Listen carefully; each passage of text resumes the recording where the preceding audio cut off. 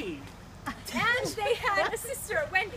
She was chasing the two boys as they jumped from bed to bed in their nursery. Just then, their nanny came in. Nana was a dog, but the children could always understand what she said. I'm so sad. The children had a father. Children, I have made a decision. It's time for Andy to leave the nursery. But why? You're not a child anymore, Wendy. You're a young lady. It's time for Nana to sleep outside like other dogs. You heard me. Out. Out. To bed, children. Good night. Exit. Father says I have to grow up, but I don't want to grow up. Are you going to let him get away with that? Peter Pan! I turned it off. I'd never let anyone tell me to grow up. You can come to Neverland with me. Neverland? That sounds exciting. Tell me what you like more than anything else on Earth. Tell me. Indians! Yes. Pirates. Mermaids! We have all of those things on the Neverland Island, and there are other wonderful things. You could meet Tinkerbell. She's a pesky little fairy. And we have a gang of lost boys. Wendy, you could be the mother to all the lost boys. We'd all be so happy there. Let's fly there now. Sure you can. Just think wonderful thoughts and they lift you in the air. And I'll add some of Tinkerbell's magic fairy dust too. Michael, you go first. Okay. Indians, Indians, Indians! Now you, Wendy. Mermaids, mermaids, mermaids! And John? Pirates, pirates, pirates! We're flying. I hope Peter knows where he's going. Of course. Going! Exclamation point. To the second star on the right and straight on till morning. Follow me! Peter and the children flew to Neverland Island and placed their feet on the soft ground. Tinkerbell flew, her wings floating like a firefly.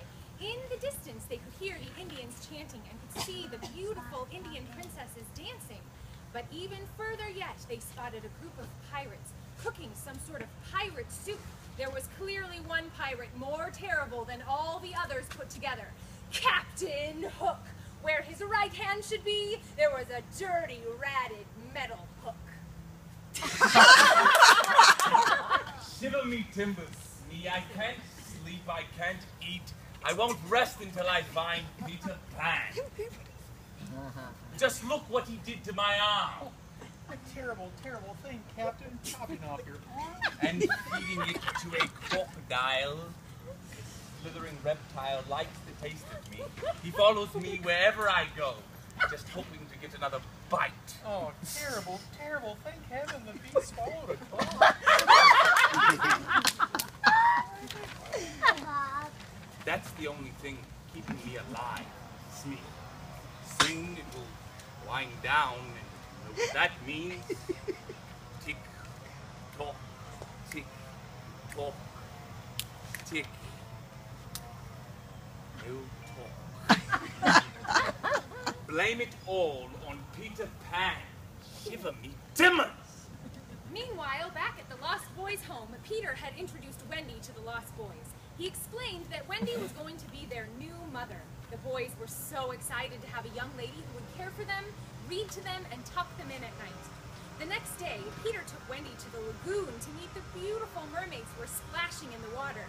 Wendy had never seen anything so beautiful. She played and swam with the mermaids. But then, in the distance on the sea, Peter Pan heard a cry from Tiger Lily, the Indian princess. She had been captured by Captain Hook. 1 second.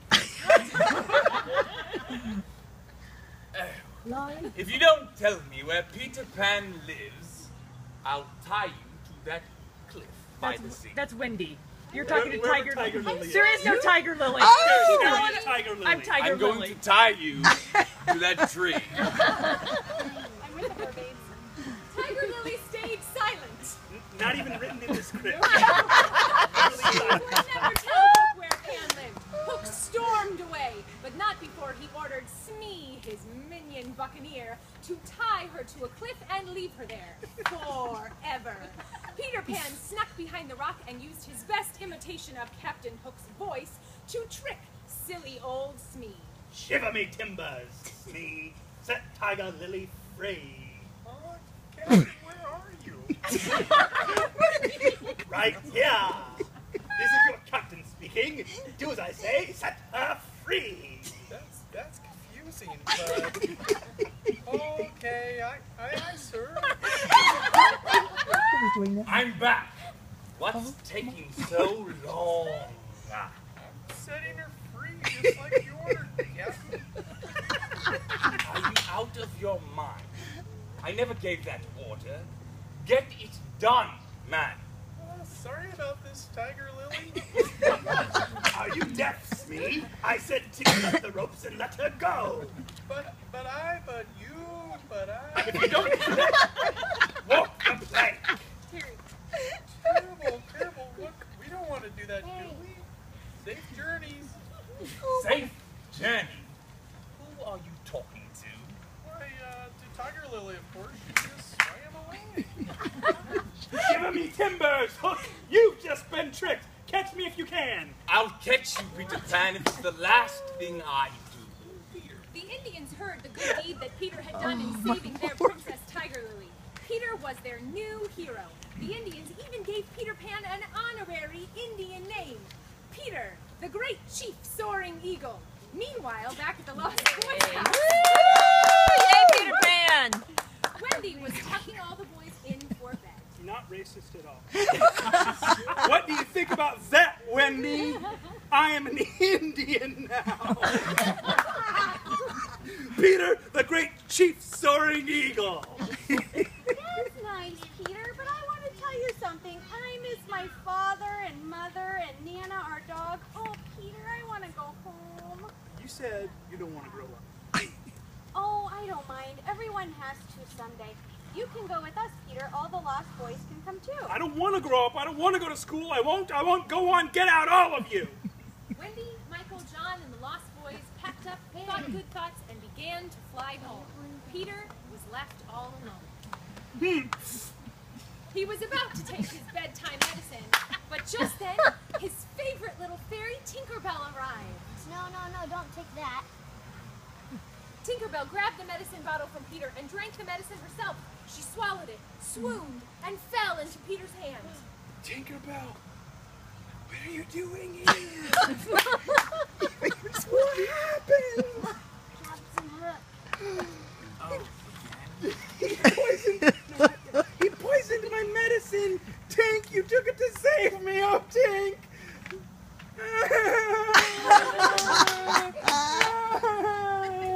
What can I do? What can I do? I'd do anything to save Tink. Tinkerbell gently lifted her head and faintly whispered something in Peter Pan's ear. Tink says that she thinks she can get well again if children believe in fairies. Do you believe in fairies? Oh, well, if you believe in fairies, clap your hands! Louder!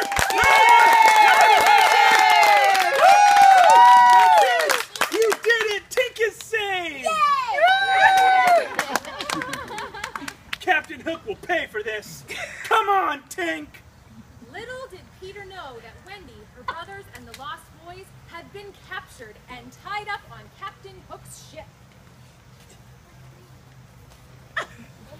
Unhand me, you brute! Not until you tell me where Pan is. Never! So Hook approached the group of boys and demanded to know where Peter Pan was. But the boys remained silent too. Very well then. Prepare to walk the plank. Wendy, you're first. Tick tock, tick tock. Wait, Captain. Okay. Tinker and Peter secretly flew to the ship and climbed on board. Tinkerbell stayed hidden away from the plank and pretended to be a crocodile, giving Peter Pan just enough room to save the day. Tick tock, tick tock. Is that the crocodile? Coming from over there, Captain. Let's look. Sure. Peter Pan snapped to Wendy and untied her. And then Peter untied each one of the boys, but not before Captain Hook caught Peter Peter as he untied the last one. Captain Hook pointed his sword towards the tip of Peter's nose.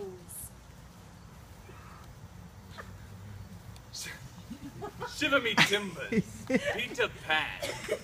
What are you going to try to do now? Fly away? Just then, Tinkerbell, with all her fairy power, flew quickly over to Peter and dropped a dagger into his hand. I'm no coward. Take that.